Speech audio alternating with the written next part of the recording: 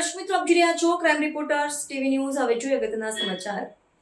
Viramgam Malvan highway ઉપર કાકરાવાડી bus station સામે highway road ઉપર અજાણ્યા વાહન ચાલકે અડફેટે લેતા બાઇક ઉપર જઈ રહેલ પ્રણીત 33 વર્ષીય યુવકનું ઘટના સ્થળે કરુણ મોત નીપજ્યું હતું. વિરમગામ માલવણ હાઈવે રોડ ઉપર મોટી મજૂરીનો યુવાન ભાવેશ અમીરભાઈ ચાવડા ઉંમર વર્ષ 33 સચાણા ખાનગી કંપનીમાં સિક્યુરિટી ગાર્ડની ફરજ પૂરી કરી મંગળવાર રાત્રિના બાઇક ઉપર ઘરે પરત જઈ રહ્યો હતો. ત્યારે કાકરાવાડી બસ સ્ટેન્ડ સામે કોઈ અજાણ્યા વાહન ચાલકે પોતાનું વાહન પૂર ઝડપે અને ગફલતભરી રીતે હંકારી બાઇકને અડફેટે લેતા શરીરના અને માથાના ભાગે ગંભીર ઇજાઓ થતા ઘટના સ્થળે કરુણ મોત નીપજ્યું હતું. અકસ્માત સર્જી અજાણ્યો વાહન ચાલક ફરાર થઈ ગયો હતો.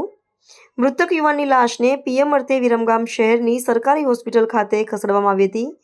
પીએમ કરી વાલી વારસોને સોંપવામાં આવી હતી અને આ બનાવની વિરમગામ ગ્રામ્ય પોલીસ તપાસ ચલાવી રહી છે. રિપોર્ટર જશવંત ઠાકોર, વિરમગામ.